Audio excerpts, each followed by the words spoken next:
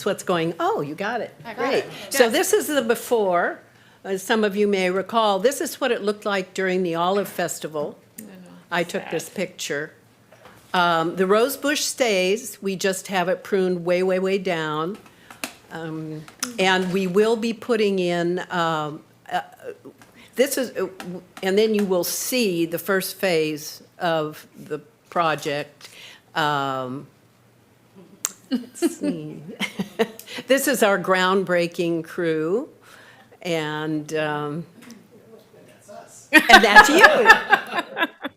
That's you. There we go. So here we are on Monday morning, bright and early, after actually some of these volunteers and I worked on the Montgomery Street planters first. We're there at 8:30 in the morning, and we work the planters, and thankfully the city, with Wade Atterbury as my go-to person with City Parks, and they water Mondays and Thursdays for us. In the planters, it depends on how much work they have to do. We water. We have the keys, we have the proper stuff to water, and we're grateful. And we're grateful for the Downtown Business Association for that, because that started us out. I think that This was is- Wade too. Yeah, good. And this is what almost the end of it on that day, a little over 3 hours, we were able to get done. And the garden will change out with the season. We are looking to also plant things that are fire-wise, because the sedums and all of those things are fire suppressants. And we're also making sure there's pollinator plants, so we'll have more pollinator stopovers and things in the city, which will encourage all of the flowers, all of the gardeners in the downtown area, because there'll be more pollinators. We're already involved in pest control. Because Mother Nature, boy, once you put water to something, it's like, everything comes. So it will morph out, and we'll start with the phase 2 probably after the first of the year, and do more beautification. And I hope that meets with your review, and we have a good collaboration. That's what we're all about. We collaborate with the Downtown Business Association, in this case, the Historical Society. Currently, I'm working on the Department of Education to get that Huntoon planter revitalized and worked on, and I'm hoping to, if you know this, do you know that that's an historical horse trough? Not awesome. That is an historical horse trough. Right next to the well. Yeah, and this is Do you have my your idea artist? of Isn't what that it, beautiful? what it can look like. I love that. Beautiful. And we'll handle all the natural plantings and do all the pruning, and there is a water source in that structure. So we just have to, I've been working with the Department of Education for a year now, but we'll get there. We persevere. We're gardeners. Well, thank you very much for your interest, and you'll see more of us, I'm sure. Thank you. Yep. Thank you so Thank you. much.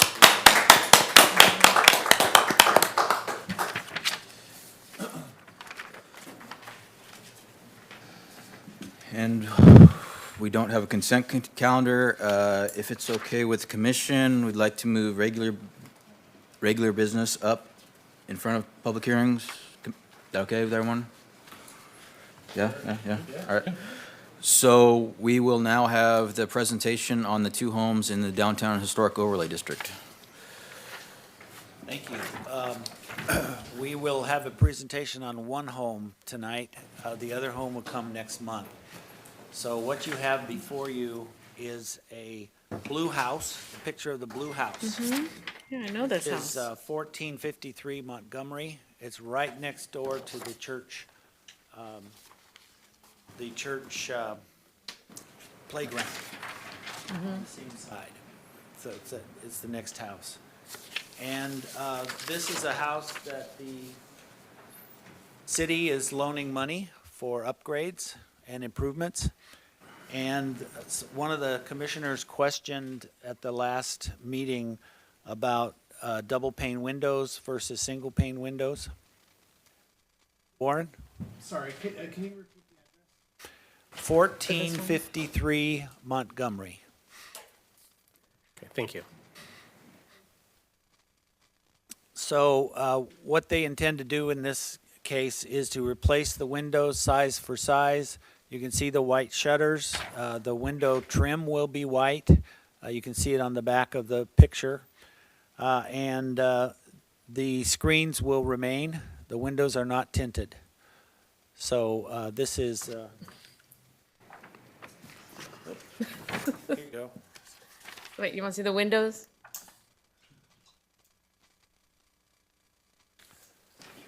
So this is mostly for information. This will relate to an item that I'd like to talk about later.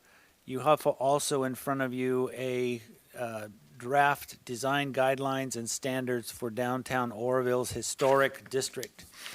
This was put together in 2005. I can find nothing that says it was ever adopted.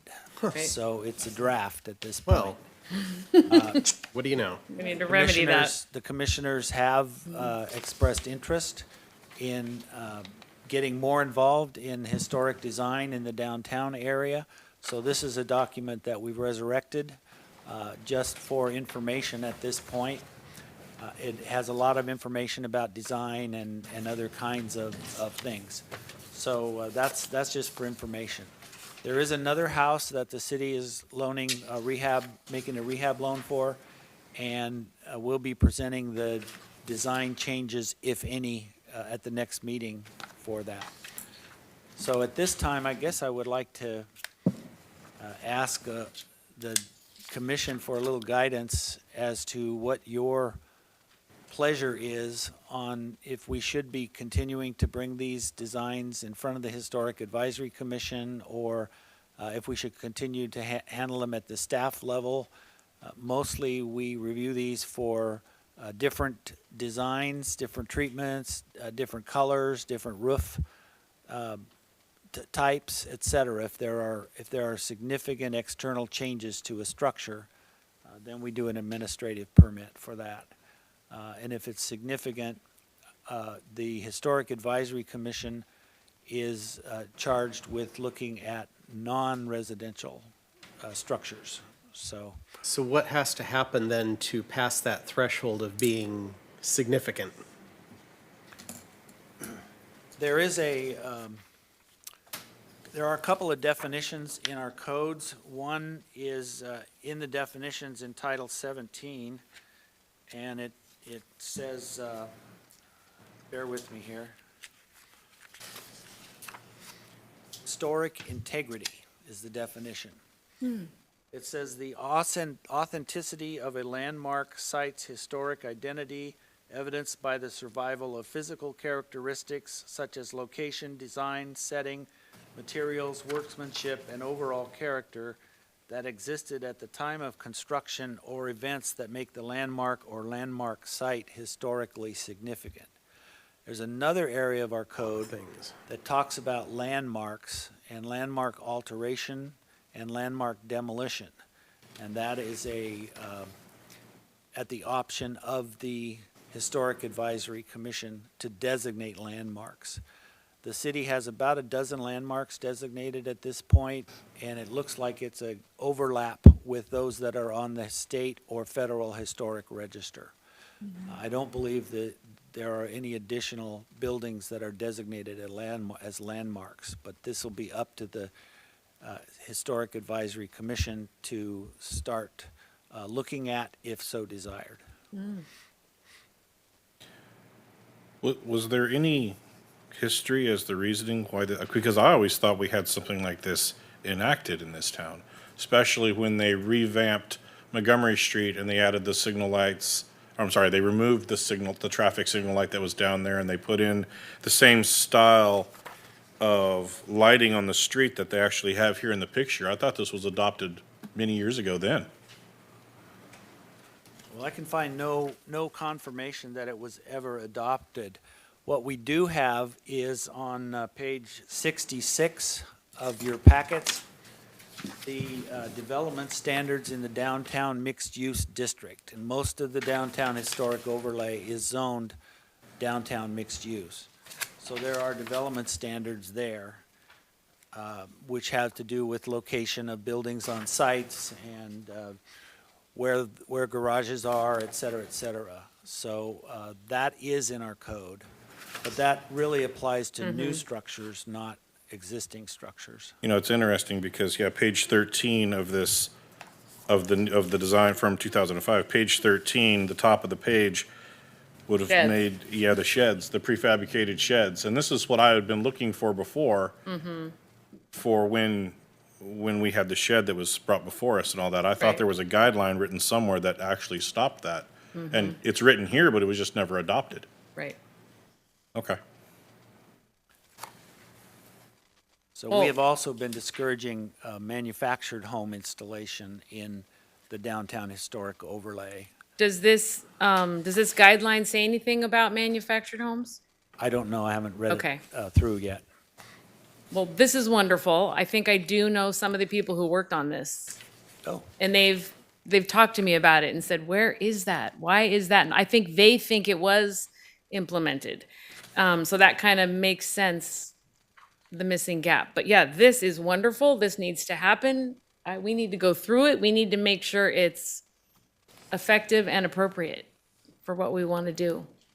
We talked a little bit, staff internally, about this might be something that you might want to do like a public workshop to get buy-in from the community, because if you just make plans and the stakeholders, the people that live or work in this area, you know, they should have some say into it.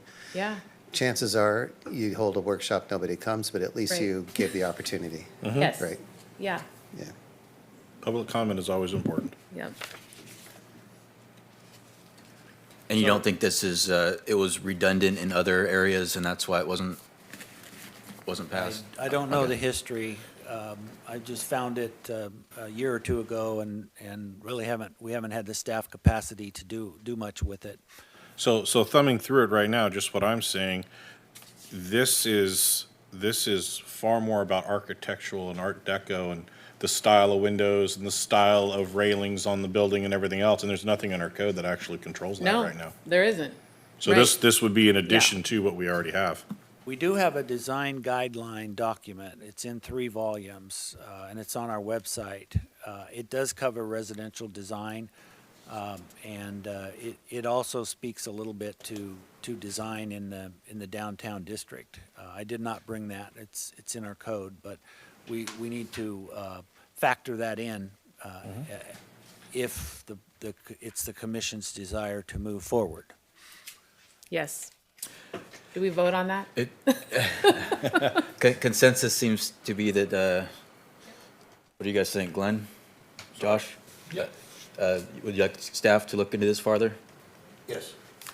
Yeah, we want to Consensus. we want to take this home and consume this and Yeah. see what's Yes. here, see what's Yes, missing. we do. Yes.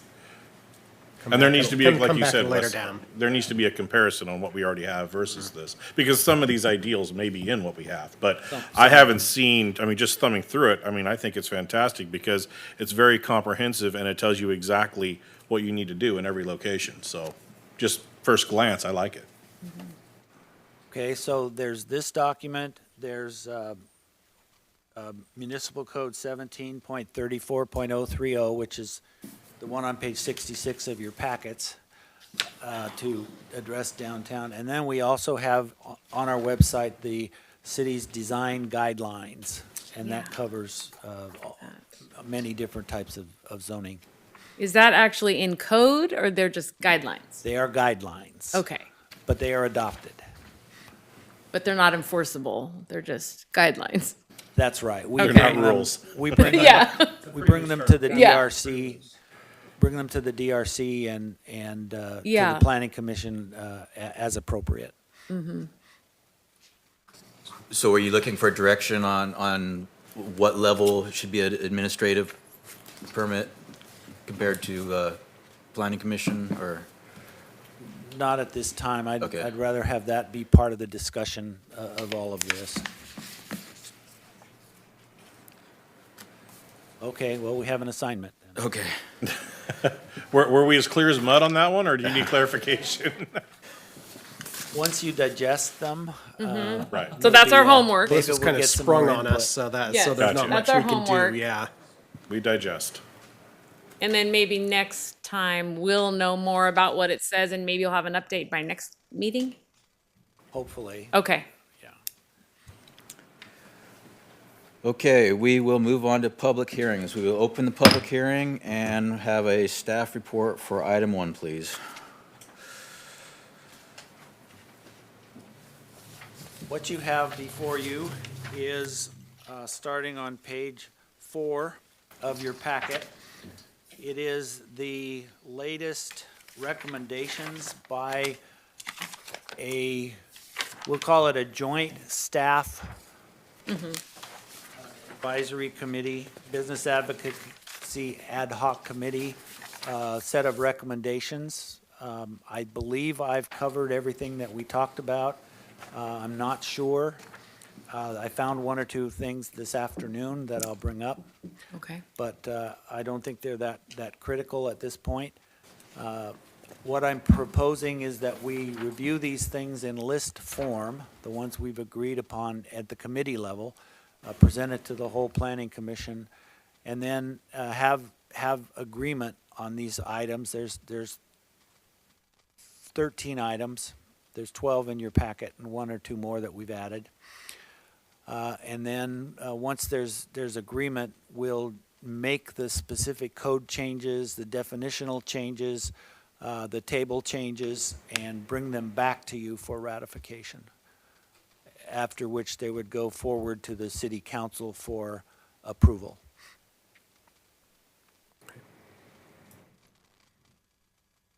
That be all right? Yep.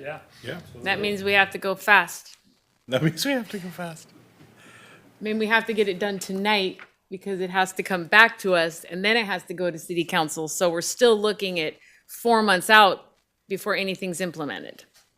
Likely, That's- yes. Anyway, 3 to 4 months, best case scenario. Well, I think most of these, I mean, we've talked about many of these before. I think we'll be able to get through 1 through now 13 pretty fast. So, All right, item 1 was a new thing that wasn't presented before in the previous package. It is a discussion we had about making fees reasonable for do-it-yourselfers, for entrepreneurs, and for youth. That the use permit fee was too high for many of these folks. It was an entry barrier.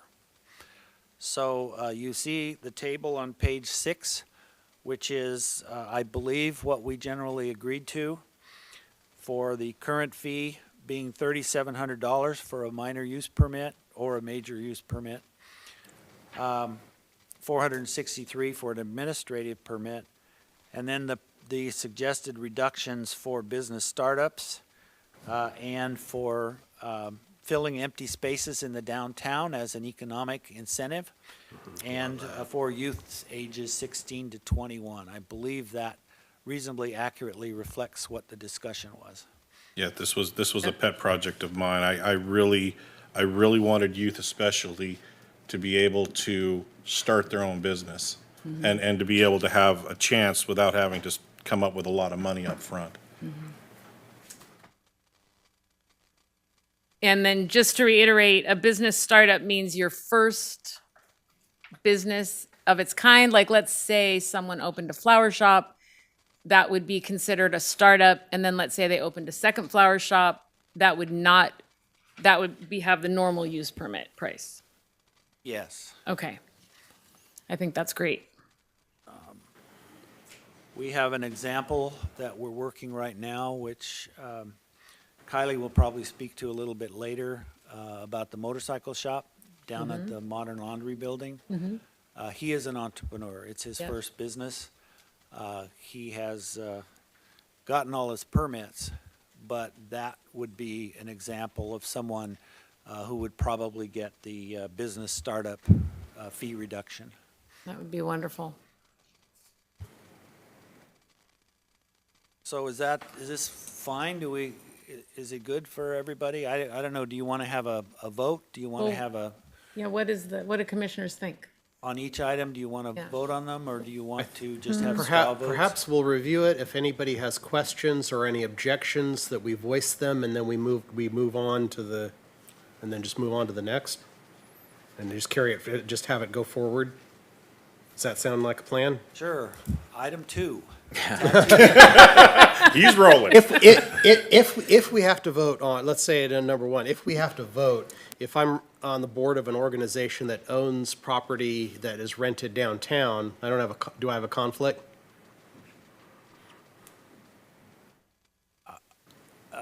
If I understand your question correctly, it would be the tenant, the user, the use, and the, Because as a board member of the State Theater, which rents property downtown, I would be very happy to see, filling empty space with no,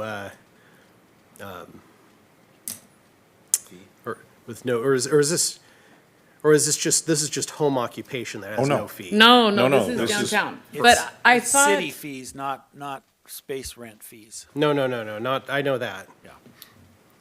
but I thought that the attorney had said if something benefits a certain percentage of businesses downtown, then you don't have any special preference. It's not a conflict of interest, is how I understand that to be. If it's only benefiting your building, If staff's cool with that, I'm cool with but that. that's what, I mean, I have a building downtown too.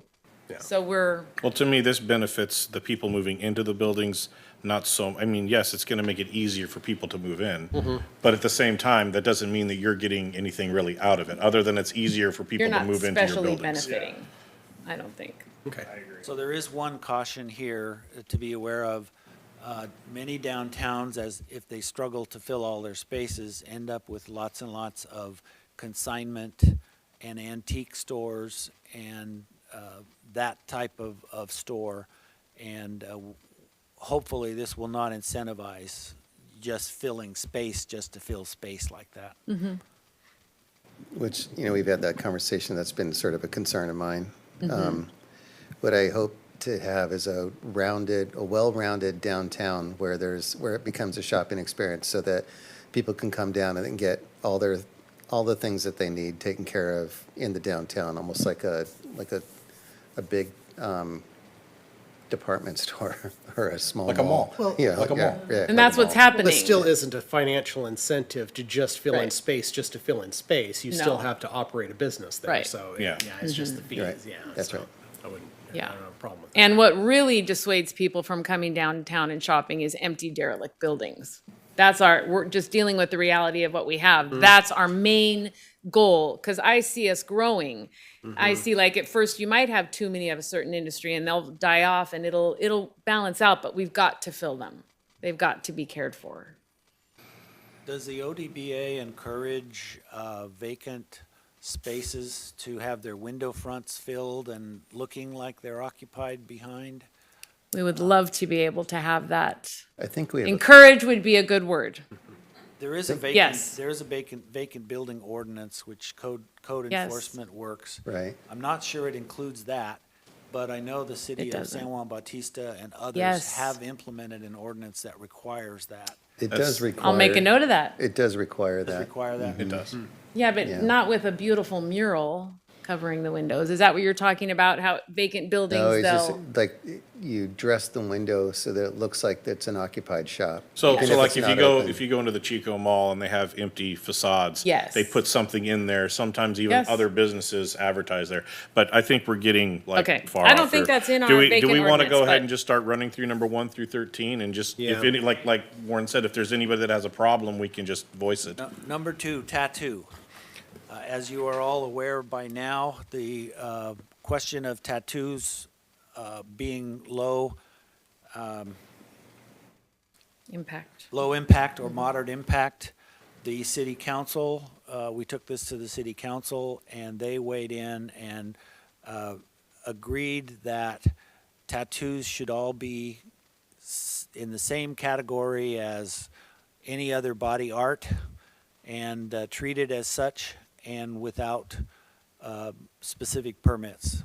They should be all treated as low-impact services. So unless there's objection, we will see that happen. If we have a problem, we can address it then. Yeah, because So let's it's go not, they still have to have all their California health, like all of that certification. It's just a use We, permit. we asked the chief of police and code enforcement director, and they both said that there are no problems with the tattoo parlors that are in town. Okay. Yeah, I mean, if that's already city council's decision and this has to go through them. Yeah, They've probably had more of an introduction to it than we have. There so was I'm there was good. a brisk discussion about it for some length of time at the city council meeting where they talked Right. about it. right. I think you and Natalie were there, weren't you both? Or- Yeah. We were. Glenn, you were there too, weren't you? Glenn wasn't there at the tattoo meeting. Glenn was there, but they left, I think, before the tattoo Oh, thing started. okay. Back There's on the more rails. exciting things. Item Okay. 3, Back on the rails. short-term rentals. Short-term rentals are not in any of our city codes. They're not in any of our definitions. We have no codes to regulate them. What we have been doing in practice is requiring an administrative permit. We have a packet, which you have the packet in front of you on your desks, which has a short-term application packet. Connor, when he was here, designed this and devised it, and we have been using it. The reason that we do regulate short-term rentals, even if we don't have specific codes in Title 17, is that they are covered in Title 3 of our city codes, that any, they define it as a hotel, but any structure which is intended or designed for occupancy by transients for dwelling, lodging, or sleeping purposes includes hotels, inns, tourist homes, or houses, motels, etc. So short-term rentals are covered in our codes, they're just not covered, they're not regulated in Title 17. This is something that we've been working on to capture TOT. We believe there's 9 short-term rentals permitted in the city, and there's about 28 that operate in the city. I learned today from Noel that the Explorer Butte County has a consultant that countywide is going to start to identify short-term rentals, who's operating, on Airbnb and Vrbo and all those others, so that we can start capturing them and getting them permitted. But we also want to get this permitted in our code, or established in our code with definitions and all of that. So unless there's an objection, we'll move forward with that and bring it to you. I have a question. So, this application, Mayor, this is, Yes. so you have administrative, Yes. so if I want to my rental and stop doing it as a regular rental and want to go to Airbnb, it's basically $4,500 in fee? No, if you're in a residential district, it'll be $490. So what is the application fee paid if use permit? Deposit $3,729, what is that? We also intend to use this for bed and breakfast, which does require a use permit, and a hotel, something like that, that is more than 6 beds in our definitions.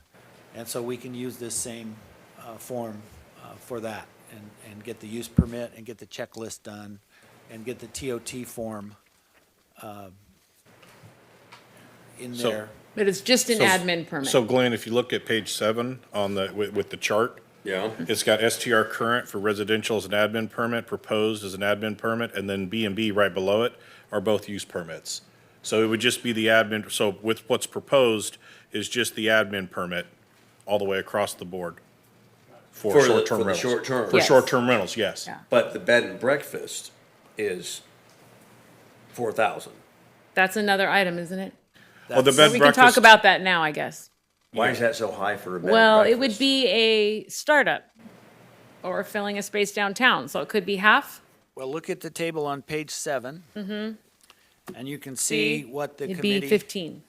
has decided to recommend for bed and breakfasts. So the reason that we kind of stuck it and kept it with the use permit is all the inspections and everything that has to happen for a bed and breakfast in order for their kitchen to be used commercially and so on and so forth. There's a large city cost involved to inspect the buildings and then go back and inspect them for fire, and they have to have the grease traps and everything else for their kitchen. So with the number of inspections that they have to do, that's why there's still a use permit. Now, I think if it's gonna be their first one, under the new chart, under business startups, it would probably be $1,500. If I'm looking at everything correctly, if it's their first bed and breakfast, they'd probably be at $1,500 for the use permit. Well, I mean, the bed and breakfast that I've stayed in before has just been an old Victorian home, right? It's a house, it's not a restaurant. I mean, are they gonna have to have a restaurant-style kitchen with the grease trap If and they all sorts of serve things? breakfast, they have to get Butte County Department of Health. Yeah, it does take on a whole other level from a So short-term then they have to have a vacation different rental. kitchen. No, you can do it on your own. You just have to have it certified and You inspected. you have to add the grease traps, you have to add the extinguisher system if you have a fryer, you have, all the things that would just be put in to protect the house have to be there. That's just the normal, scaled down to a smaller scale, not So, industrial I mean, you know size what that kitchen. costs to do all that. It's Oh, not cheap. Yeah. And now your kitchen in your home is now a commercial grade type kitchen. Right. It's like what's the one in Yuba City? I know there's the Dayton Durham one, which is awesome, and the one in Yuba City, but I can't think of the name. Those are great bed and breakfasts. And we don't They have do any here yet. so well, and we don't have one. No, but I mean, we probably won't get one with that kind of a cost. I mean, the fee, the application fee. The use permit $1,500. fee, The grease trap, the commercial kitchen. I don't know. I'm not If sure you that's all have to what's- have if all that's what's that. required. Well, if we're going, But- it's my understanding, the way it was explained to me, is that we have to follow Butte County Public Health Code. Yeah, Correct? For they're the the kitchen. ones. So it's Yes. going to be a kitchen that is used to serve other people other than your family. So when you look at the code and the way the code's spelled out, it's pretty black and white what you have to have in there. Now, we could talk about doing something different. But home kitchens, people who have the permits to cook in their home kitchen, that is a much lower standard, but it is still inspected. But usually if you have a bed and breakfast, you live there. Yes, exactly. Right? Right. That's one of the requirements to have a bed and breakfast, Right, is you there's a live there, landlord so- or Yeah. somebody living there. We have no jurisdiction over that. We can No. license the bed and breakfast. We make sure that they have their Right. public health permit, and Right. that's all we do. Yeah, we don't. So we can't whatever, have any whatever the say. county requires, that's. I think, I think it should be a public hearing, though.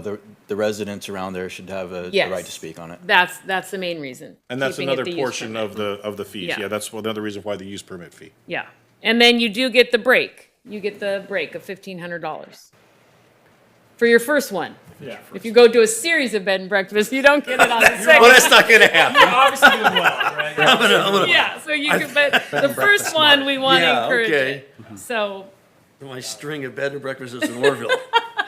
it won't happen, but one would be nice. That's a really nice way to stay at bed and breakfast. If you're I'm in just England saying or that Europe or any Yes, place like the that. breakfasts If we're are trying to delicious. incentivize people to do this, right, Yes, to do bed and breakfast. It's, you know, that's a big cost, I think. The But I mean, if you- The $1,500? 15, yeah, they get a 1,500. No, I mean, to get your property ready for that. Oh, yes, Okay, if it's an you're talking a investment. commercial kitchen and all Yes. these different things. It's a serious business. I mean, That's what are you gonna everywhere. have there mostly at one time? That's not our You know, not a lot, rules, though.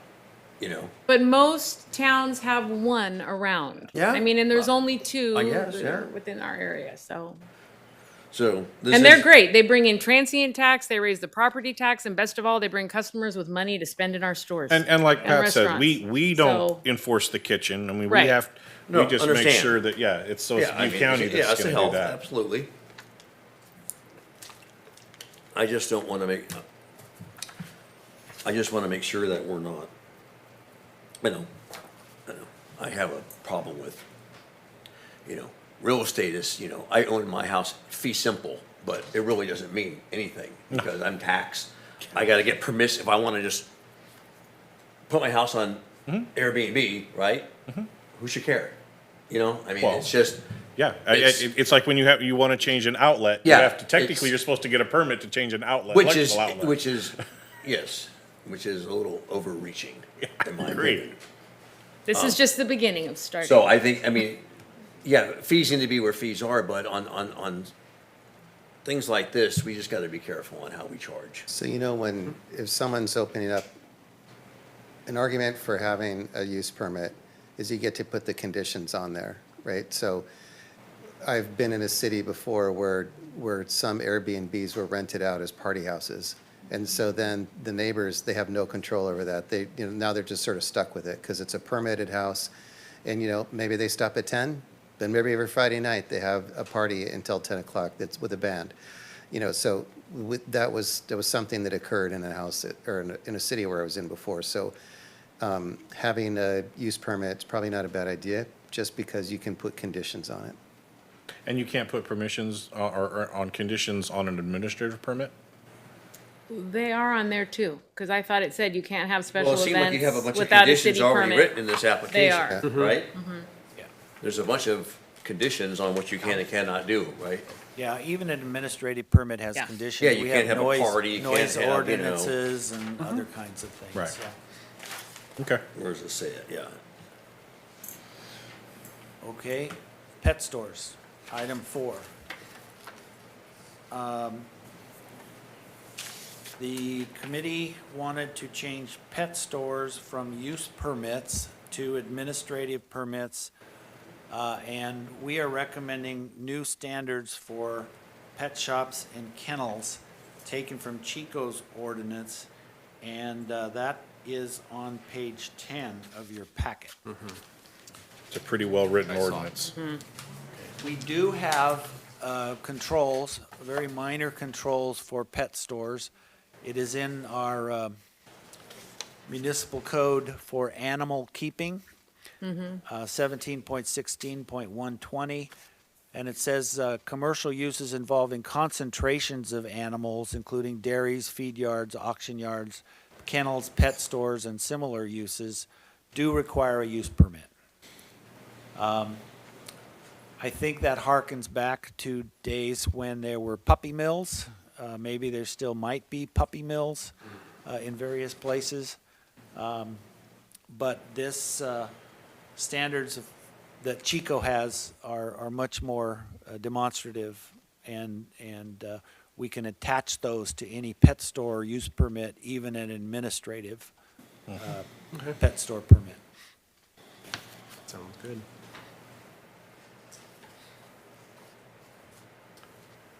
Animal grooming is asked to be a home occupation permit in residential zones, site plan review in mixed use, and by right in commercial zones.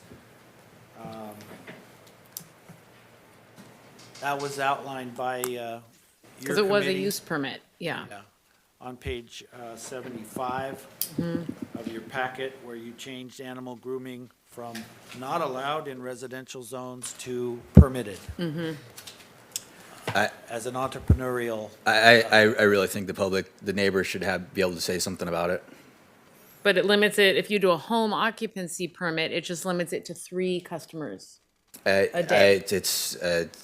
If a new person moves into my neighborhood where we've had a nice quiet neighborhood and they have 3 dogs an hour, that's totally changing I the thought it was only neighborhood. That's a day. 3 customers a day. 3 customers per day. I still think the neighbors, you move into a neighborhood, you should be able to have a say.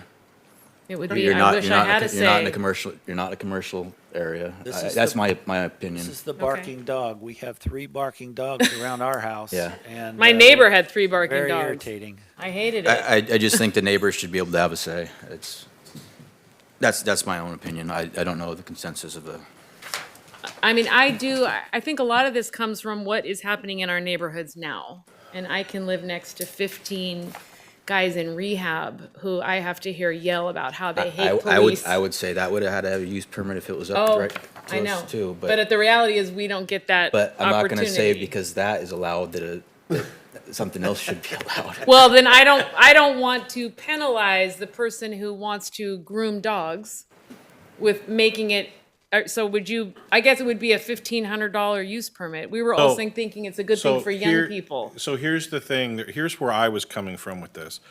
When I was trying to push this through, I was only thinking about kids. I'm only thinking about teenagers that want to make a few extra dollars. If we're going to adopt item number 1, which makes the use permit for a teenager $50, then that means still having a use permit for animal grooming is not going to affect the teenager because the teenager only has to come up with $50. It's still affordable. It's still and it's still a use permit, which means public hearing and everything else would still be happening with their $50 fee. But you're penalizing someone who's 22 years old. At that point, it'd be $1,500. Yeah, but I'm not letting a teenager near my dog with a razor either. I mean, you know. Well, you can choose whoever you go to. What about mobile pet grooming? No, that, Is that on there? yeah, and I don't know if you have to have a use permit for that. I don't believe so. No. We have. I mean, mobile- that means you already have a dog and somebody's just coming Yes, to your house. yes, you don't have to have a maintain your use dog. permit. This what? is to bring your dog in to get groomed. For mobile, I wouldn't say it So falls what, under that. You have to have a when we lived business in the Bay license. Area, we had someone come like every 2 months. They came in their, you know, it was a girl, she came in her big pink van with the big poodle on the side. And she would shampoo and do the dogs in the van It's great. or the truck, whatever. Like a UPS truck is what it was actually, or one like that. Now, what kind of permit is that a same use permit or is that just like a permit you would get for a, That's like a a- business license is it's what just a we city would- business license, that's Yeah. it? And you Well, can, and that's it? They have licenses that they have to get outside the city too, health department. Yeah. So I agree with, I can get on board with Wyatt saying that, the people next door should have a say in it. Because like I said, when I was looking at this, I was only looking at it personally from the view of a 16 to 18-year-old in my mind, who has ambition and wants to go make their own money and is trying to not live off the system and trying to break the mold. And that's all I was looking at. And if we're gonna make it where it's a $50 use permit, but the public still gets to weigh in on it, I think that kind of solves both problems, because the public will be able to weigh in on it, and yet it's only $50. So how is the public gonna weigh in on it? Basically, you gonna send out notices Yes. like you do on a Yeah, development it's a every use 300 permit. feet or whatever it is? Yeah. That's what we do for use Yep, permits. that's what a use permit does, yes. Yes, Okay, sir. no? And So- then it so would we be would- 1,500 for a startup. Yeah, so if you're a young person who's 22 or older, and it's your startup, your first business doing that, then it would be 1,500. But the public still gets to weigh in on it. Yeah. which I In think is what- residential. Is Is what that what Wyatt's you, asking for. Wyatt, is that what you want? Yeah, fine definitely, with in that. residential. In yeah, residential. yeah. The other, Now, what about in mixed use? Because there is residential uses in mixed use. that one has. Do we want to apply that to? Site plan review. I mean, Yeah. do we want to apply the use permit to the mixed use zones as well, or? Well, but you already know when you live in mixed use that you I live. mean, the mixed use is, well, actually, the only mixed use that's going to have a lot of residential, right? Well, the issue would be it's single-family residential, right? And the only mixed Yes. use with that is going to be the MXD, the downtown. Right, and The other technically, two aren't going to have. you're saying that animal grooming would have to have a use permit, but you could open a pet store now with an administrative permit and a mixed use. So if you're worried about the barking dog, technically they could have a pet store there. Well, I mean, basically, So- I can go to Tractor Supply In mixed use. and yeah. bring my dog in there and give it a bath in Tractor Supply. I can do the same thing at PetSmart, right? So I think they also do it for you there too, right? They groom them for you at PetSmart. Yeah, they right? do. Yeah. PetSmart, yeah. So- I think they do. I don't know how many groomers you're gonna have in town, but, residential area, I mean, they shed a lot, their plumbing's not really set up for that. I don't know. I guess it's not enough to really make a difference, but it's. I guess site plan review makes sense then. Yeah, it's, like I said, my biggest thing why I was pushing this was just for the kids.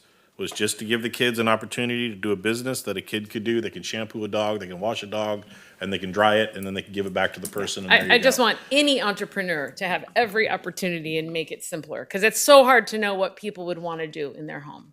And so I see what you're saying, and if it's a use permit, but it would be $1,500, and that's just in residential. That way the neighbors can have a say. Right. All right, so to summarize, we are requiring a use permit in residential. We are requiring site plan review in mixed use. And we are changing it to a permitted use from a use permit in commercial. Yes. Okay. I believe that would cover it across the board to me. Is everybody else okay with it? Yeah. Yeah. Number 6, florist garden shop.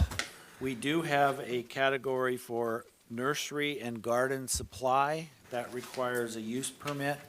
But in our discussions, we realized that a florist is more like a commercial operation, mostly indoors. Everything is done just as it would be a normal retail store. But that a nursery and garden supply often has yard space and other lots of space requirements and such, very different types of activities. And so we recommend creating a new category for florist and garden shop, which would be treated exactly like any other retailer in any of the zones that we have for that. And leave the nursery garden supply category alone.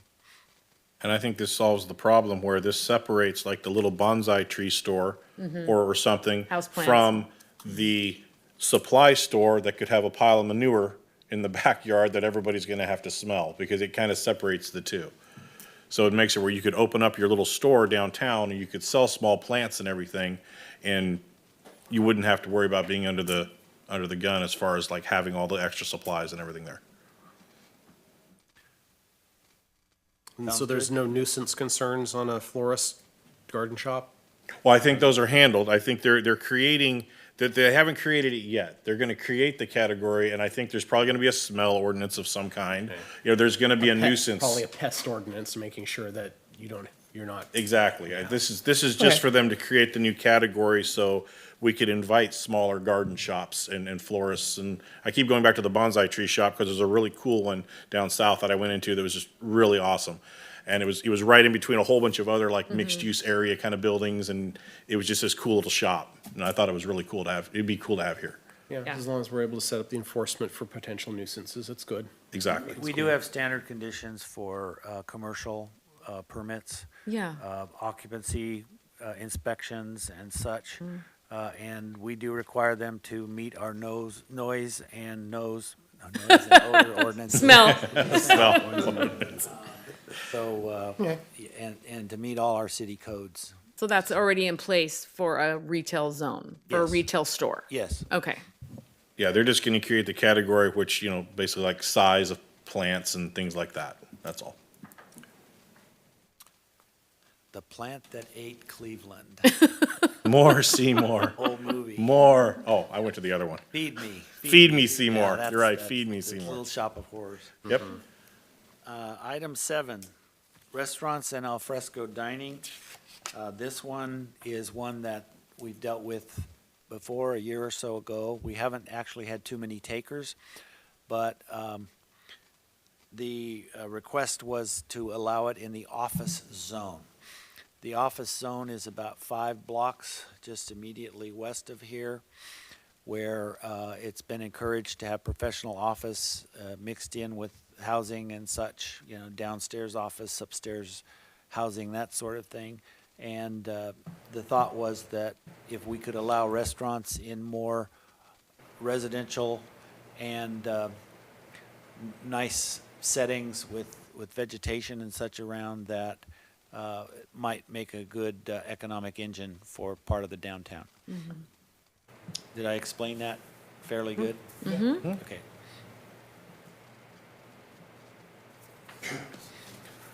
Solar, item 8. There are 3 tiers of solar permits. Tier 1 is rooftop solar. All power generated is used on site. And a lot of homes and a lot of businesses and all of that are doing that now. That is basically a site plan review that is handled by the building department, but planning takes a look at them for setbacks and that sort of thing. Tier 2 can include, or Tier 1 can also include ground mount. Tier 2 is usually a mix of rooftop and ground mount, where less than 50% of the power generated is sold off-site or sent off-site. That's our distinction. Tier 3 is exclusively for off-site uses, or mostly for off-site uses. As you know, from last month, we have a 100-acre solar project. That's Tier 3, exclusively commercial. And the recommendation, especially by staff, is to still require use permits for Tier 3 solar wherever they go in, because there's lot coverage and size requirements and such.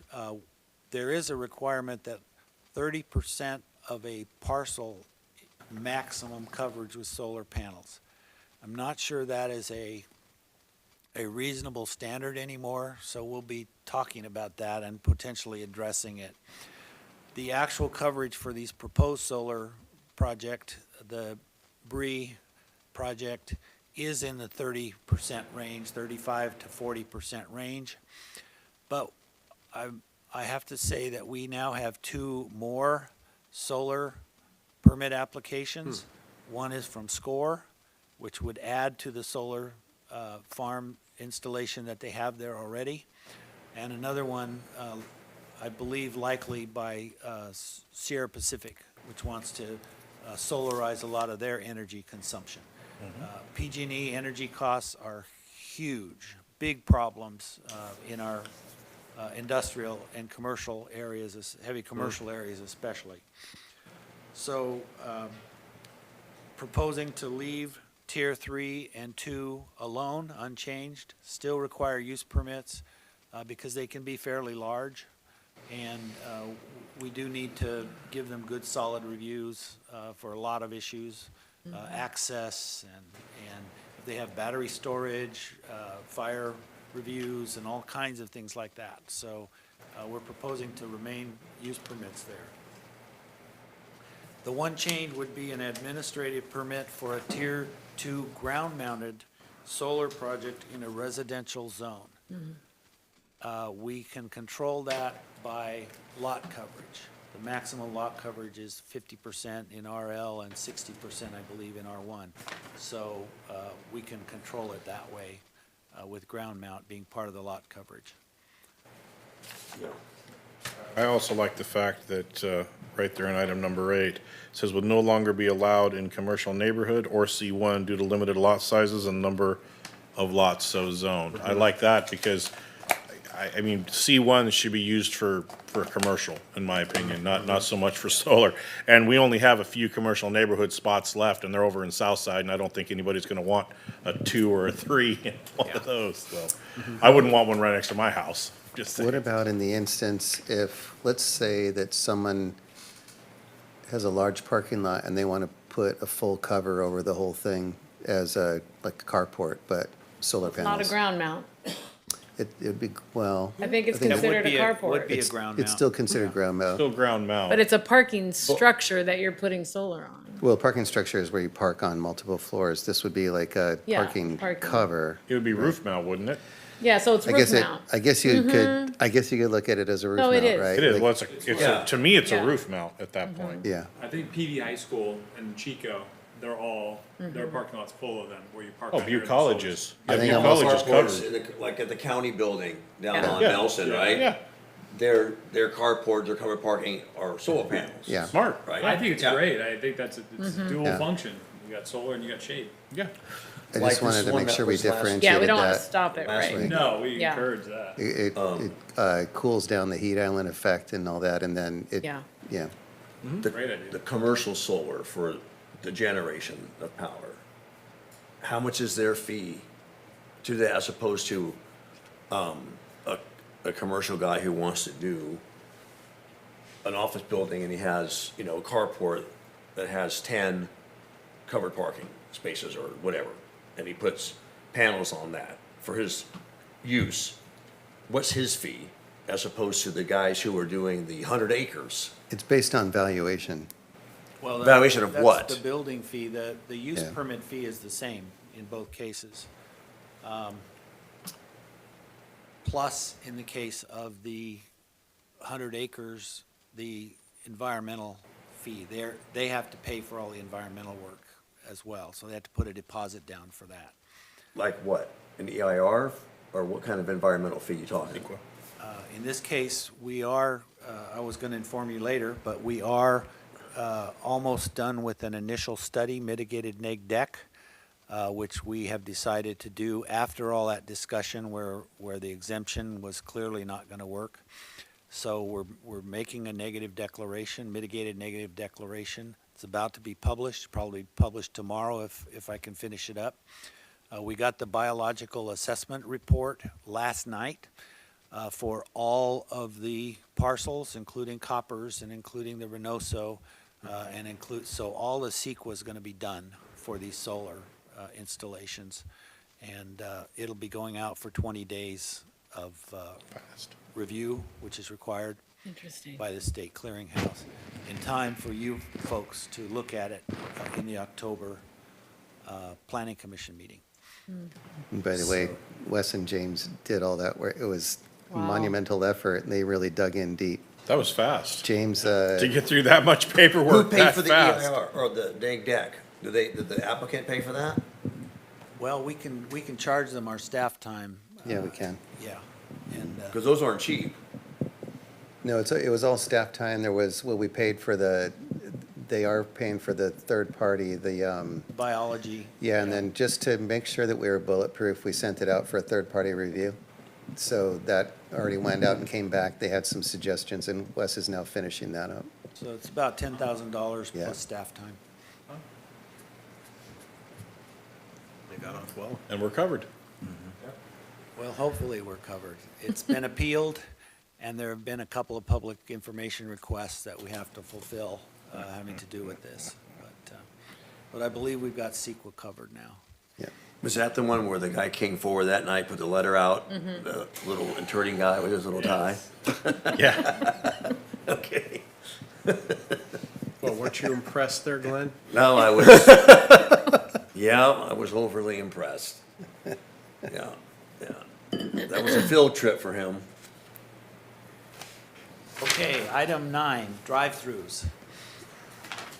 There was an early suggestion that drive-throughs would not require use permits, but I think staff made an effective enough argument that stacking is always an issue. The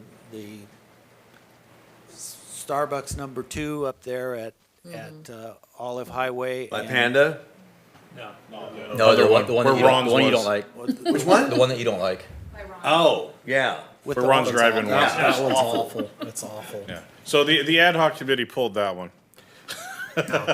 No, I would have. We have to leave it push alone. and let some be pushed back, I so. would have. Chick-fil-A's Drive-throughs need got to be 24 spaces, cars stacking spaces. Wow. What does? Chick-fil-A, Oh, okay. I even think Dutch Bros gets crazy. C has about 8 or 9. The first week they were open, the cars were stacked out into Highway 162. Yeah. But now it's just no more than 4 cars at any one time. So the grand openings make an impact. Because we have a Stay shortage of away reading from that places. intersection next to 70 when Yeah. Chick-fil-A opens. opens up. Yeah. Absolutely. At 8:15 in the morning, Starbucks number 2 does overflow onto Lower Wyandotte Yeah. a little bit. Especially when you're performing road construction right there. I still think that we should paint a keep clear in front of that driveway. Because you have people that are stopping to get in to the Starbucks driveway. And you have people waiting for the light to go left onto Olive Highway from And- Wyandotte, right? And people turning into So- Tower Mart. So you have so you have all this stacking. But if you have that, do not stop here. Yeah.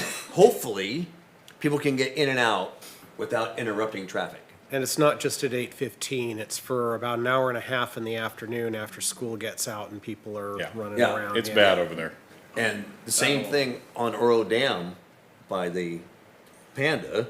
Yeah, that's a This, bad drive-through just, as just well. this week, there was 3 cars deep on Oro Dam waiting to get through the drive line, into the drive-through. So we have since been very, very careful to make sure there's adequate stacking. There Yeah. are national standards. We don't have any standards in our codes, but there are national standards. And it's recognized that ones like Chick-fil-A that are very, very popular, In-N-Out, et cetera, need to have longer drive-through lanes. It We've would have been better litigated this to quite a bit. put the Starbucks where Panda is and the Panda where Starbucks is. Because the Panda's drive-through is in the parking lot, it goes all the way around, and there's, they never stack there. Yeah. Staff spends a lot of time with these drive-throughs, actually.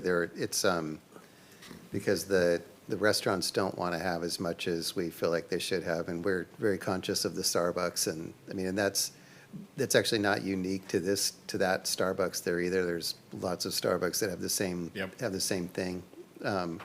So we spent quite a bit of time in the last Starbucks and the Chick-fil-A to get the parking right. I wonder what the city of Chico thinks about their In-N-Out burger stacking. Well, and there you go. Yeah, right, patient zero.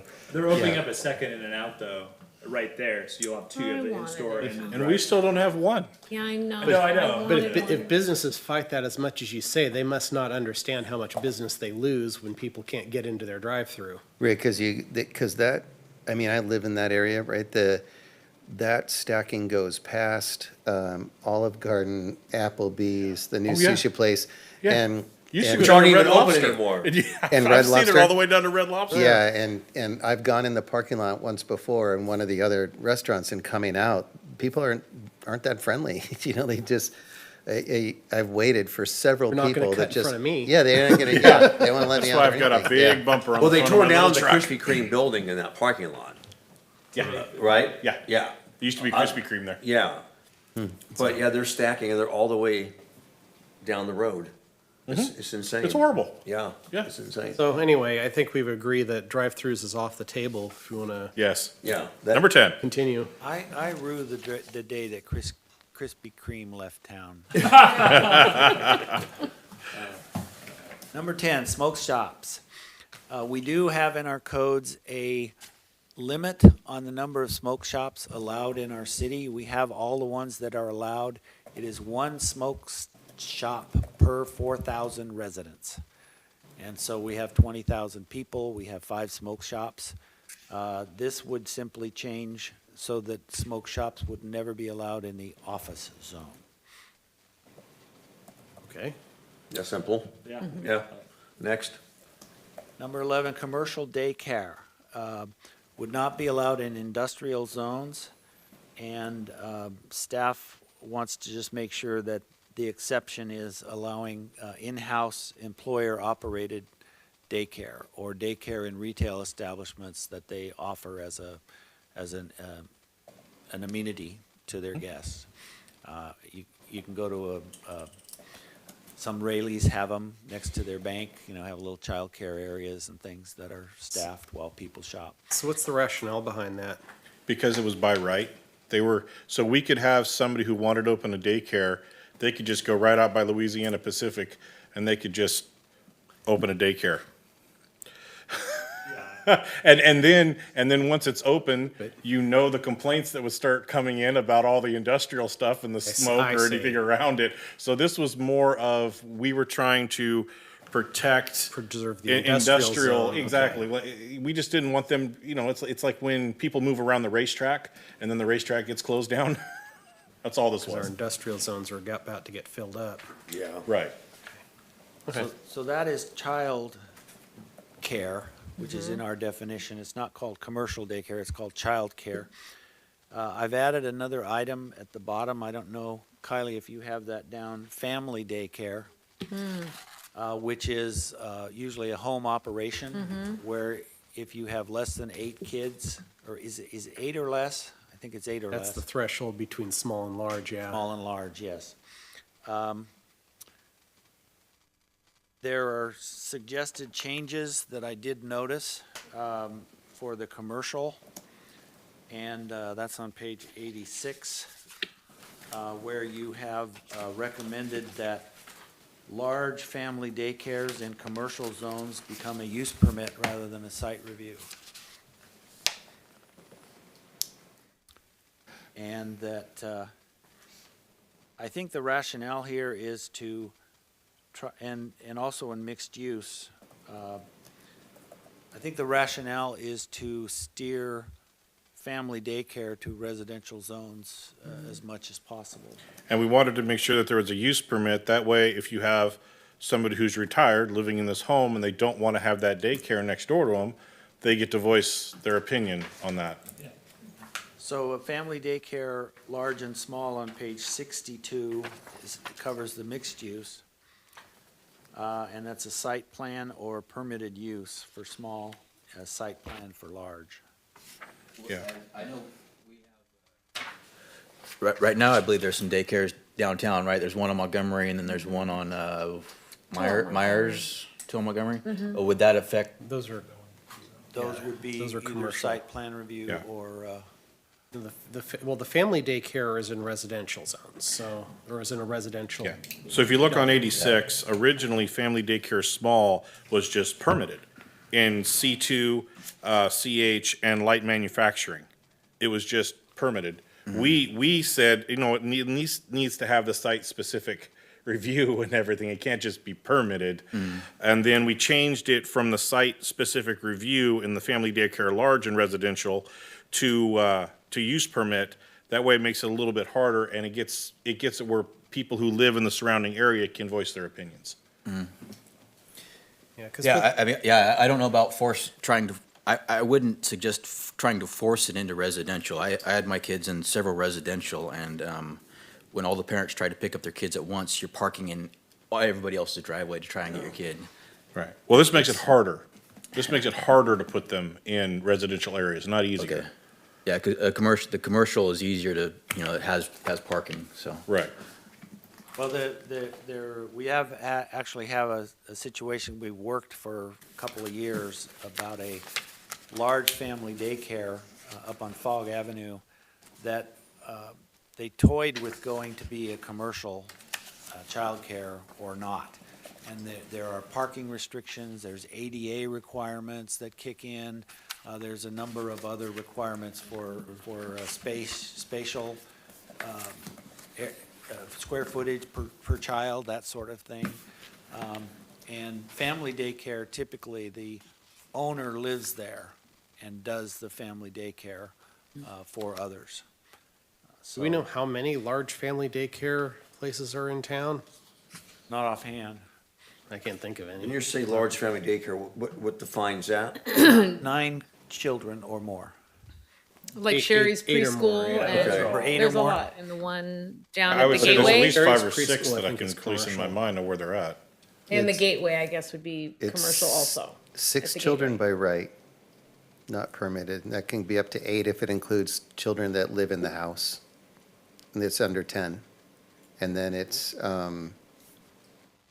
goes up to 12 is considered a large family daycare. Up to- What if up they're to all 12. your own kids? Because I had 5 at one time. Well, they- I mean, shouldn't there be a limit? You don't need a use permit. Yes, I should have limited myself. No, but I mean, shouldn't there be a limit in a residential? You don't Well, want it's to limit- have, it's- it's 20 lim- kids. It's so it's- limited by the license as well, by the, Yes. by the state. Well, then what I just read is by right. 6 by right, 8 if 2 kids live there, right? Yep. But then you can get a use permit to add how many? If you can get the use permit. That's why we wanted to put the use permit Right, in but there. Up to, I didn't what's the see that. limitations on the use permit for, it's up to The 12. number of and- kids. It's up to 12 and maybe 14 if there's a large space, an extra adult that's on hand. but then you have to, don't you have to say, with that It many, how requires- many adults per kid do you have to have? Over 12, you have to add an adult. That's One what he just adult? said. Well, that's, But up to 12, well, yeah, over 12, up to 14, there has to One? be one other adult. So One 2 other. adults. Yes. after 12 and higher, 2 adults. 12 to 14, 2 That adults. still doesn't seem like enough adults. It is not. Okay. My wife and I couldn't handle 5. I'm just Okay? saying. I think that's at 8 because of the. So what did you say large was again? How many? It's up to 12. So that is, No, large is 8 up to to 12. 14 in our Well, code. our code, but Well, I'm just saying for our, so State- that is with I a, guess Licensing is 12. with an S. state goes up to 12, but up to 14, but They then use ours would specific be just up to regulations. 14. Do these residential care, not residential care, residential. what do you call it? Daycare, the daycare, right? Yeah, pretty close. Family daycare. Family daycare. Yep. Do you have to have the same type of, improvements as a care facility would have? They gotta have smoke detectors, alarms, they gotta have, Have to be licensed. do they have to have yes. alarms on the doors in case, the one person watching the 12 kids is preoccupied and one of them opens the door and runs out the front, Yeah. right? It's all I mean, regulated. That's all regulated by the All state, regulated. I believe, right? With what the It is. state So does the does. state inspect these properties or does the city? Well, they have to have a state license. No, Right. no, up to 6 is by right. There's, you don't have to have a license, but it is regulated by the state. The state says that you can only go up to 6, but you can do it by right. Right. Right, so, But he was talking about large. I'm just saying, if Yeah, you go have, up to large. if you have the 12, yeah, do the then, requirements for the building change? yeah, Compared to The what? site-specific regulations. I don't know what the state requires, but I know the state requires you to have a list of things to get their license, which you would have to get over 6. right. Or 8 if they have their own kids in the house also. Yes. Do we as a city require the protections? I mean, Use when you have specific a kid, you regulations. childproof your house, right? So I'm just saying, is there, Yeah, so both my kids go to a small daycare up in off of Almond, and she gets sight see yearly. So they have to come in and go. And so what they do is they put things on the doorknobs where the kids can't even go out the front door. They have alarms. They have a bunch of regulations. They yeah, have I'm to just, have- yeah, I mean, it's actually very intense. In fact, in the interview, everybody there. So I'm just saying, do those requirements increase when the number of kids The increases? the requirements for a large family daycare are higher than for a small. It largely has to do, I think, with the kitchen facilities. You have to have, I don't remember what it's been a long time since I've had to get into that, but Grease trap? You could, well, I do know there's a difference with the kitchen. You can have like prepackaged, like Lunchable style meals and things like that you serve, and you can get out of a lot of the kitchen requirements. If you're not I'm just making saying, food. it's just clear as mud. It is. Government 101. You got someone cooking for 12 kids, which is probably more, important or more critical. There is a minimum spatial requirement per child Okay. too, and I believe it's 75 square And they have to feet. follow dietary. does things. require- They can't give them candy and, I was impressed all day. with Lunchables and, I don't think so. what are those ones that you stick the They straw get in the paid bag? money if they What are give those? them. I can tell you right Sons. now, 75 square feet is not enough per kid. Inside. Personally. Inside. I'm just or- saying. oh, I see. I agree with John on that one. So Maybe I- 175. This would be good. I just got some clarification. I'm researching while we're talking. So they do have, even up to 6, they still do have to have a permit from the Health and Safety Code. It's just that we can't provide a license or require a license. They do, in that case, they still have to, it has to be, home has to be made child safe, gates, outlet covers, storage, of hazardous materials, et cetera. Must have fire extinguishers, smoke detectors, carbon monoxide detectors.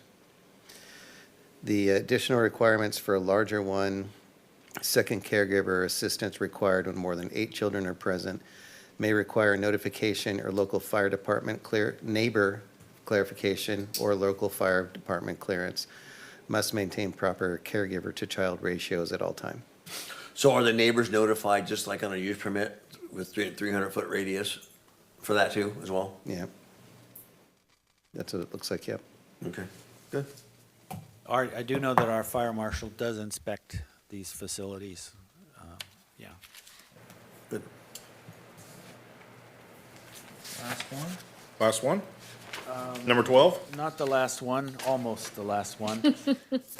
We've talked about the highway commercial zone quite a bit. The committee, the ad hoc committee had recommended a number of changes which reduced scrutiny for our CH zone, which is up at Garden Avenue, Garden and the intersection up there, where And what's the CH zone?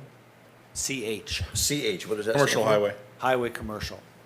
Oh, We reversed the name, the number. so of CH, But all means it highway is, commercial, so. but all it is just that one area up by Garden, the Oh, Garden okay. Avenue exit. That's it? That's the only it. That's the only CH? area that's That's on it. CH? That's it. That's why we said, never mind, just leave it alone. Oh. We were more concerned about coming down along the highway and changing the requirements next to the highway, right next along 70, Yeah, but that one on Garden, isn't there a guy who wants to put a 250-foot sign out there for his gas station? We that don't one? know yet about the signage, but Okay. he's getting ready to apply for a gas station there, yeah. There is one tweak on this, page 87 of your packet. It looks like the committee is recommending a use permit for building supply where it is currently not allowed. So I don't know if that's an issue or not. So once again, that was when we were thinking that along the highway, That's not right, just in that CH. one spot. Yeah. But along the highway, like the Home Depots, the Lowe's of the world and that kind of stuff, we wanted them to be able to, instead of just having it where it's not permitted at all, we wanted them to be able to at least apply for a use permit. But now knowing that it's just that one little piece, Yeah, what's the? what's the point? We just, it's something we can just let go. It's up to you guys. All of Yeah, that I is agree with you, John. I along mean, Highway this 70 this is C2. also a larger conversation on where we have our highway commercial zoning, because Yeah. why our highway commercial isn't all the way up Right. and down. There you go. Highway Exactly. 70. That's what we is didn't a understand. mystery to me, so, Yes, yeah. yes, Yeah, it's all Yes. C2, except for that Right. one area up there. Right. yeah. So this gives the planning commission more control over how that area is planned. Yep. Master plan perhaps, if we're lucky, and some other things like that. I think we're good with it. I'm good with it. Okay. Okay, we did talk about the stronger downtown historic rule. Yes. There was one other suggestion that Commissioner Sheard made at the city council meeting, which had to do with a medical overlay zone. I didn't want to lose that as a thought because you mentioned it in public. So I think we need one. I agree with Natalie. I'm not sure what benefit it would give to the city. So I'm very open to people thinking about how that could help us. We have medical, of course, a lot around the hospital, but it's all on the north side of Olive. It's all commercial on the south side of Olive. We have medical facilities spaced all around throughout the city for various, purposes, dentists, doctors, professionals, et cetera. And so I'm not sure Well, we have all that. what we could, I mean, I was what thinking that incentivizing that would do. in this situation where we've had an applicant with a sensitive healthcare provider, obviously, Yes. and they've applied 3 times, and there's never been a location that we felt good about.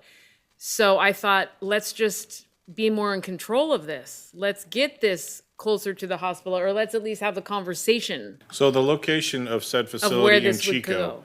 is in a block with a dialysis clinic and several other, it's all medical. Everything where, No retail. no retail, it's all medical facilities in the area where they're at in Chico. Is that Rio Lindo there, John? Is that the Rio Lindo area? It is. I think so, It yes. is. Yeah, so what we were thinking is if we could design something like that for Oroville, where we have a location where all these different medical facilities could be, I mean, you're gonna, by centralizing it, that means people get on a bus or whatever and they go to the one spot and you're keeping it in one location, rather than across town and over here and over there, everything's in one spot. And when you move into that neighborhood or you move into that area close to that spot, you know what you're moving next to, whereas it's not so much gonna be moving in 500 feet away.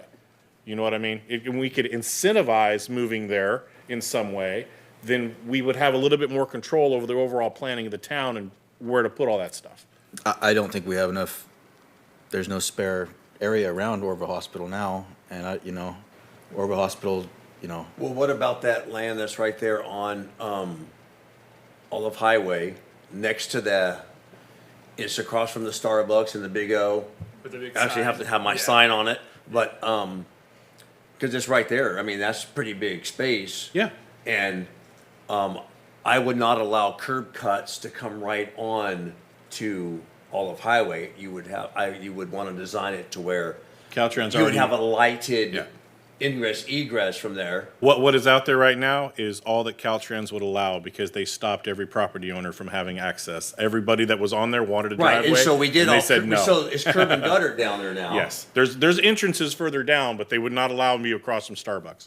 I But just, I'm just thinking that, I mean, we that just might have not be to, a bad spot because Right. it is just by the hospital, right? And you have the one other medical clinic, the newer building. Right. Then you have that little place, remember, that was painted green and yellow? Right. Yeah. And then And then next to that is all that vacant land, and then what about up on top of the hill? is the seniors, right? Is the seniors, but there's still more land behind the church and everything else up there on top. If you Google Earth it, you can Yeah. look at it.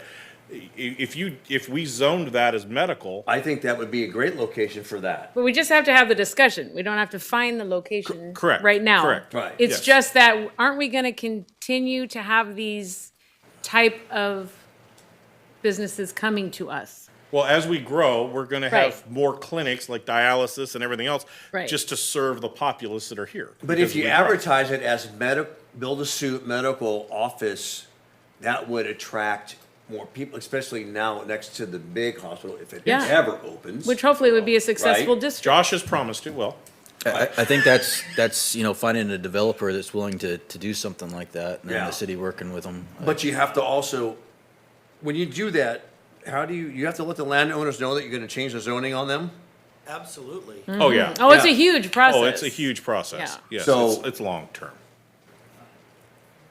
Well, one of the benefits would be to be able to delete use permits for outpatient services. Because it which- would be already approved by right there, Yeah. yeah. So what if you think fourth dimensionally, and we're all gonna be expanding the borders and everything here soon. So what if you took a spot that's currently not even in the city limits? So we're just talking about for future, if we did annex and we do move our borders out, we can determine that, say we go up Table Mountain and we go out towards that direction. We could go behind the welfare offices and things up there, we could find some land out there, we could designate that as a medical area. We could have more than one. We just need to have the ability to define a zone as for medical, and then we could put a big zone here, small zone here. We could, I think we would have a lot more control in planning out the layout of the city. That's all. Yeah. And I don't want to be sued and forced to have it where it's not a good place and where residents don't want it and where it doesn't No, but fit. I mean, I do think, it makes sense to have it as close to where the hospital and other medical Yes. are currently. It Right. makes more sense, right? Right. And if it's crowded, well, then there's nothing available. I mean, not saying we have to have a huge medical district area. Right. I just want to designate something. Well, As we an could, appropriate we could area. go right next to the hospital, and if a developer is inclined enough, he could buy all the homes that are over there right next to the hospital, and he can open up a big area and put in medical offices. He could put a high-rise right there. He Well, can do that's whatever he wanted. gonna happen anyway, because there's not enough parking for that hospital as it is. So let me suggest this. Our GIS specialist, which I don't know if he or she has been hired yet. Oh, we're getting one? We've been recruiting, I don't know. Our own? Our own. Can look at all of the medical, where all the medical is now within the city, and maybe find out where the cluster is by the hospital and perhaps other places. And then we can start looking at geography. I will note that land you're talking about with the flat along the highway and then Yeah. it rises up. Yeah. There are two very large, high voltage power lines running through along about the center of those properties. So that would be something to deal with as part of this process. Well, do they run parallel or do they run They up run the hill? north-south. Yeah. Yeah, but That'd be better for a commercial to go there than a residential. Yeah. But yeah, Yeah. there'd be an easement where they couldn't put a building under there, but they could put a driveway and parking. could put yeah, parking. driveway parking, everything. Yeah, parking, So, you could It easily goes put between parking. the hospital and those senior housing as Right. well, right now as yeah, well. but that parcel I'm talking about, I don't see any power there. No, where you're talking about, Glenn, there's not. He's talking about up on the hill, like if you Right, go up. yes. But yeah, that could all be parking. I mean, Correct. you could work out an easement with PG&E and you could put a massive amount of parking spaces there for Yeah, it. that's the best use for that. All right, well, we'll start looking at that. It Or doesn't put sound your like we're in a ground hurry, solar. though. Are there any other items that we've missed or that we should be discussing? Kylie has been taking notes each time. I don't know if you've been watching the I've been monitor. watching. I love that. Yeah, so, Yeah. so she's documenting everything. Yeah, it's great. The only thing I would bring up is this new master schedule of user and regulatory fees that was effective July 1st. All these fees, Yes, and I saw the neg deck in here, or it's like $10,000. for an environmental deposit, for an environmental impact report, Yeah. yes. Yeah, so, and so these fees, they went up, what, almost 3%? I think Across the board? they're indexed to the cost of living automatically, and they get approved each year. Is that correct, Pat? You have a consultant that goes through that. They have a whole thing that they look at different, I don't really know what all the metrics are, but they have a whole thing that they go through. It's based on, I think, CPI, staff time, what other cities are doing, and then they come up with a new number. By law, we I'm cannot- always cautious about that because we're, as you say, we're 20,000 people, right? And housing prices have gone down, impact fees have gone up. That's why there's no building, right? So we have to be conscious of, if it's 50 grand to build a 1,500 square foot house, It's not gonna happen. which is insane. Then you have the school board that's completely insane with their almost $5 a square foot. So, I mean, it's like a de facto moratorium on building new single-family homes. So, when you figure in all those fees, unless values go up, 20%. The law for fee establishment requires us not to charge more than it costs us. That's right. So we do figure out how much time it takes to process a use permit, et cetera, et cetera. And I think it's 3 or 5 years or something, we give it to that consultant. It's actually every year. Is it every year? Yeah, it's every year. So we do like to have full cost recovery as a, fiscally solvent entity, but we cannot charge more than it costs us. Is there a way to get the time cut down? Because if I'm going to submit a plan for a single family, shouldn't it be, a certain amount of time to get that approved? Our Tyler software is saving us oodles of time and processing use permits. Because, I do know of a situation where it was 8 or 9 months, and now I just found out that the guy finally got his permit. It shouldn't take that long. So Doesn't take there's that long in probably Oregon. Pardon me? there was probably some other things going on that, I mean, I don't know the situation, but usually if it takes that long, it's not just a backup at staff. Yeah.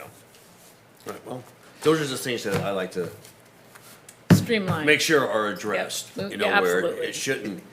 Can you say it's a little bit of a balance between, so we're supposed to recover the charges that it costs the taxpayers for these services, right? Like, we're supposed to be like, flat or even. We can't charge any more than what it costs. So you have to figure out where that sweet spot is. And then it gets to that point where, do you want it fast or do you want it cheap? So if you want it fast, it requires more staff. And then you might have people that aren't busy all the time because there's, you have people waiting around for something to come in and then. costs more. And they can hop on, right? So it'll cost more to deliver the services because there'll be more staff. So it's a balance for sure, and you and I have talked about this before, Glenn, right? I don't disagree. It's a tough one when a house costs $50,000 Well, it before is you even because- stuck a shovel in the ground. You have everybody else with their hand out. You have PG&E and you Yeah. have Yeah. Yeah, Low Pud, or you have yeah. Cal Water, South Feather, TID. you know, Yes. school district. Score too, yeah. I mean, you have everybody. Yeah. That's why no one's gonna build. Yeah. That, you know that, Bernie. Oh, know you're that. preaching to the choir. I get you. No, So- something needs to change That overall. has Yeah. to, we all can't build, you know, low-income housing and get tax credits. You gotta have Right. market rate. And at that, This that town high needs market cost, it's Yeah. prohibitive. We need market rate. We severely need market rate, especially with the new hospital going in. And people are gonna be commuting because there's no real market rate housing available here. So, We're on the, for we're on the example, edge of getting market rate housing. We have a very serious Yeah. developer. Vladimir, right? I mean, Yep. we were in that Southside community. John, you were there. Oh, yeah. Yeah. they're- which one's that? That's Vladimir. That's the group that they try to do Valley's Edge and Chico. They're done. Yeah. So I've heard they bought pretty much everything around, and that their There's- goal is to build how many houses? Yeah, they're not messing around. They're Yeah, really they're pretty aggressive. aggressive. They've bought a lot of land, and we have plans for a whole other thing. I mean,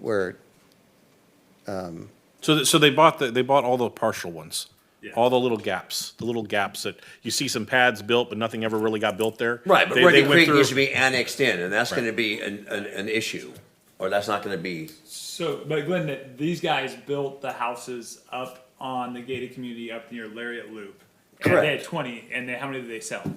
Yeah. one. Yeah. Maybe four. Yeah. Well, they Maybe- price Yeah. pointed them, the price No, point on those before. are Yes. 650 The rest are thousand. gonna- the rest are gonna That's rent. the problem, Yes. though, is the cost They're to gonna rent build them a out. house is so ridiculous. And we also have a raising real estate market where people are having a hard time selling their houses. And I think that's due to fire insurance. I think that's due to PG&E. Oh, yeah. I think those are all the things that are making it very difficult. in and this those community. houses weren't just the market rate houses that we're sort of talking about. No, no. Well, Oh, no, they were high end. Those are high, They were, those are for they were, professionals. No, no, they agreed. missed the mark. They were Yes. trying to get the doctor, Correct. executive from Yep. the hospital, you know, 2,900 square foot, Yeah. 2-story. Oh, they're beautiful homes. 3-car Yeah. garage. Yeah, but Well, and I nice, think that but they thought- 750 grand. I went and looked at one, but I wasn't gonna spend that kind of money on it. Right. I just couldn't, just not here. But I think So now that they the gotta spec rent them. was that there was gonna be more doctors coming sooner.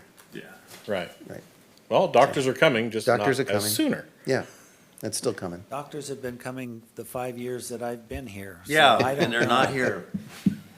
Josh is telling us they're coming though, so. Yeah, Josh has promised a lot of things, man, I tell you. No, I agree though with market rate housing. You're absolutely right. I think that one in Thermalito is going to do well. I'm excited for it. But we're seeing, I think in real estate here, we're seeing, property values diminish, and so there's a bigger problem, I think, to get people here, and it's something that we need to address. I think it's severely. I think it's unfortunate that this community doesn't have more people here because it is a great community. Moving here, I'm seeing it. I'm telling everybody. But Well, there's, $4,000 for fire insurance Yeah. is just. I mean, Tri-Counties Oh, won't only even make you four. a Yeah, yeah, yeah, yeah. I'm being nice. I'm being nice, John. I pay a lot more than that.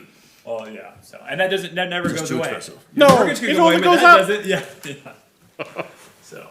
If you cut down all your oak trees, you wouldn't have that high. of I can't make fire my insurance. neighbor cut down all of his Don't care. eucalyptus, that's the problem. 40-foot tall eucalyptus all the way down one side of my property. My fire insurance guy looked at me kind of funny, he's like, yeah, I'm sorry.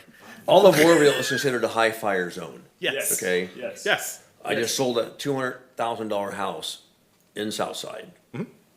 The insurance on it, the fair plan, and the DIC, $3,200 for a 200,000 square foot house in Southside. $200,000. $200,000, yeah. $200,000. Yeah. Not square foot. Yeah. And that coupled with 6.5% interest rates. Yeah. Right. Oh, yeah. I mean, how much you got to make to buy $200,000 house? Oh, your payment's gonna be $2,400, $2,500 a month. Maybe. For a little tiny house in Southside. more. Or more, yes. Yes, I know. So I'm not refinancing my house anytime soon. it's just the economics. It's just and Well, and then I mean, not to say but this is why I think this next generation, this is why a lot of my employees, they don't even try. Because they know they can't afford it. So it's like, why even work? Why even put the effort in? I can't even afford a house. I'll live with mom. I'll live with dad. Yep, I'll live in the garage. truth. Well, since this is Sorry. a Yeah, public hearing, is there anyone from the public who wishes to speak on this? Sorry, guys. I I apologize right now. I have no submitted public comment cards. Okay, so, Thank so are we just doing a consensus on this, or are we Ye- somebody making a motion? It looks or- like it was to direct staff and give recommended changes, so no formal action should be needed from that. I just It'll do come need back in you a month. to be compliant with Brown Act, I do need you to close the public hearing, so I Okay. can note that time. That's okay. We will close the public hearing and decide what we're gonna do to wrap this up. Consensus, yeah. So we have a consensus to direct staff to move forward, I guess?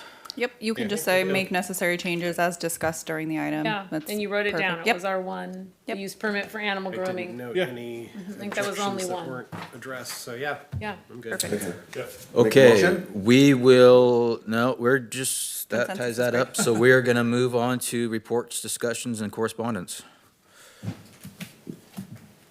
Can I do a, can I do We a, already did that? We already Something. did plenty of discussions, didn't we? can I do a quick commission Usually thing? you Yeah, ask Commissioner Yes, report? this is your time. commissioners. Yeah, let me just, trying to pull up the zoning map. I know we've talked about this, Wes, before. Trying to pull up the zoning map so I could see it and addressing some of these. It still doesn't come up. Yeah, it's not consistent with the new website. I've Does it? noticed Yeah, the too. web- it was before the new website that was a problem. Oh, for really? me, I yeah, noticed it with the new website. Because I'm not able to access it on my home computer either. All right, let's, I just need let's to get report, you that in the hooked up need to with report IT. that back Yeah. to you. Let's get you hooked up with IT so that we can figure out what the Yeah. problem is. And then Natalie, just FYI, on this new website, we are having internal meetings pretty regularly. Okay. We're working and going through it piece by piece to update everything and make sure everything's working. Awesome. Yeah, because somebody complained to me they got charged for their sign permit twice. Yeah. Not good. I'm sure he came in and complained. I'm sure you guys are aware of it, but but that was just a mistake. It just the second billing went out and it shouldn't have. So, are we in staff reports now? Historic advisory, Nope. staff report. Staff will do everything in its power to bring all of these code changes back to you in the October meeting. Okay. It could be November. We have to make the changes. You are looking at the staff capacity, and it has to be vetted by our city attorney. So the timeline is we'll try. We're hoping because we did the red lines, we red lined and put lines through that we made it simpler. You'll see it that way. Okay, I mentioned that we have this initial study negative declaration, getting ready to publish for 20 days of comment, to complete the process of getting entitlements for this large solar project. The annexation study is also in progress. We have a consultant doing that, and we presented it to the Board of Supervisors on September 9th. They listened and were, I thought, generally positive in saying, go ahead. There was some discussion about the Thermalito options, and we're ironing those out. Our consultants are doing fiscal and other kinds of planning and service capacity studies right now so that we can do this appropriately, and later on we'll decide the sequence and which and whether we'll annex certain areas. Were maps provided to the public in that meeting of approximate locations? Yes, absolutely. Okay, that's where they got the maps then, because I've been approached by several people from Thermalito that I know that live in Thermalito that were asking me what was basically going on, because they got these maps, and they were like, John, what's going on? I'm like, it'll all come out later, don't worry. Is there gonna be a workshop we before you present- do this? Yeah, there'll be a Has to be, few. yeah. Yeah. Mhm. 2 workshops? I don't know how many, at least 2 probably. We'll do them over in Thermalito for them. All the citizens that are gonna be affected by the annexation, right? They have a chance to come out and. Anyone who wants to come, but where we're hoping is all the people in Thermalito will come and that they'll, listen with an open mind. Have you drove through Thermalito lately? The minds were not that open that were speaking to You see that me. sign? Well, So West gave a really nice presentation to the county, to the Board of Supervisors for, just a presentation, just as a courtesy. And, there were 5 people that spoke and we didn't get a lot of favorable comments. But, we knew that going into it. Yeah. We know that for sure. South, from what I understand, the people of Southside didn't want to be annexed, and then there's some other area to the east that also didn't want to be annexed, and they, from what I hear, the people on the east, they're good, like they had the same sort of situation. They wanted to keep their animals, they didn't want anything to change. We don't plan to change anything, so there's a message to give them, right? I'm trying to We give don't the good plan to change message. it. Their taxes aren't gonna change, they're paying the same taxes. Education is When's great. the vote on it? Well, so the vote, it's a weird thing, but the first thing you do is I'm not really clear on how that vote works, but if you get more than 12 people that say they don't want it, then it goes to a vote to the people that are in the area. And then if it's 51%, then it's done. It doesn't happen. So, yeah, November? Like, or is this? Not this November. Okay. it's I gonna, was like, we're not gonna Just make move that. quickly. Oh, no. I mean, this whole Okay. process is gonna take, from what we understand, about 6 months or so. So the workshops will probably, happen sometime, maybe one in the fall, one in the early winter or something like that. Pat, I haven't mentioned this to you because I just discovered it today. It says, our code, our animal keeping code says, it is lawful to keep a larger number of animals than allowed in this section and to keep types of animals other than those allowed in this section, provided that the number and type of animals complied with all applicable city or county requirements at the time when the animal keeping began or the property was annexed. So Wow. we, Yeah, so they're protected. they're Right. protected. Words. That is Just- good, though. it's I didn't fancy. know that. It's fancy. From when it's Yeah. annexed. And we have no intention of really changing it. I mean, hopefully, we make their lives better, right? Because eventually, we're squirreling away money to build a public safety center out in that side. And, eventually we'll work on the roads also. We're really trying right now to get something in Southside, to get the roads done in Southside and the drainage and all that. It's quite a bit of money. We feel like we're getting there faster than the county probably would have had it still been under the county. So hopefully Thermalito people will take that into consideration that, even though it costs a lot of money, it'll be a little time, we'll get there sooner or later.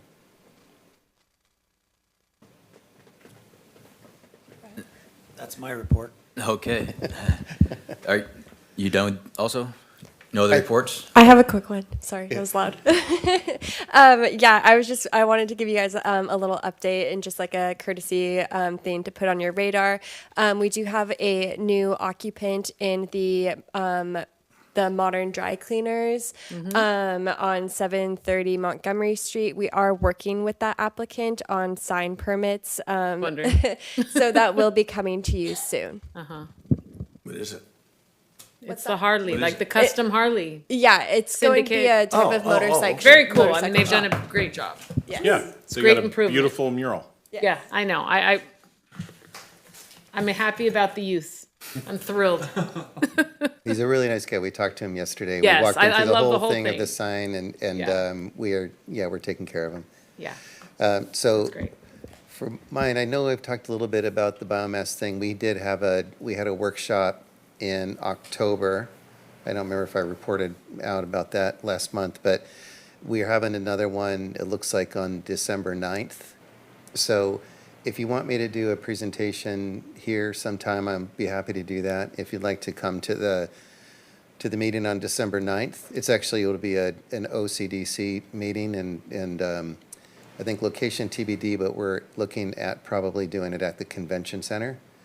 And that one, the same people that were at the last meeting will be here at this one. So it's the whole development team, plus the builder of the plant itself, and the person or the company that provides the filtration system, which is really That's the an key. impressive Yeah. filtration system. It's pretty That's the wild. key. That's what I want. Yeah, so I know a few of you came, and John, we made John work at it. I worked. But So just keep that on your radar. It's a really, there's a whole lot of, there's a whole little universe that's coming along with this, and I sort of alluded that a little bit earlier, that we have 4 manufacturers that are looking like they're going to set up shops to kind of complement this biomass business. So lots of jobs and lots of cool things coming down the pike. And if you know somebody that's against the biomass plant, please have them come to the meeting. Because these guys. There's been some posts getting people that are Yes, anti. they were very good about explaining the fact this is nothing like the old Popeye plant. This is all new technology, up to date, clean, filtered, clean air, whole different world than what people are basing their stigma on, I believe. And you know, for those of you who were there, Completely agree. those that filter, that sample that he had, I talked to that guy last week, and I asked him for if I can keep one of those things. He said maybe I'll see, but I think he's going to let me keep one. But those things, I said, how many are you going to have in the flue for this plant? And I said, is it like, I heard it's 1,000, but that sounds like a lot. So he like calculated for a second. He goes, probably going to be about 2,400 Wow. 2,400 of those things. of That's a the- lot. in the We'll be that flue. factory for that, you know? Yeah, well, Who yeah, knows, you yeah, know? yeah. Yeah. I just had one update for the commissioners. I just wanted to let you all know I'm coming back to be clerk full-time here Awesome. with the city of Oroville. Wonderful. Welcome back. Welcome back. We didn't let you go. I know. Yep. Yeah. Full time. Awesome. See? You could've We're all said- very happy about that. Yep. Okay, are we done for tonight? Yes? We will adjourn till October 23rd, 2025 at 6 PM. Go run. Go run. You have 5 minutes.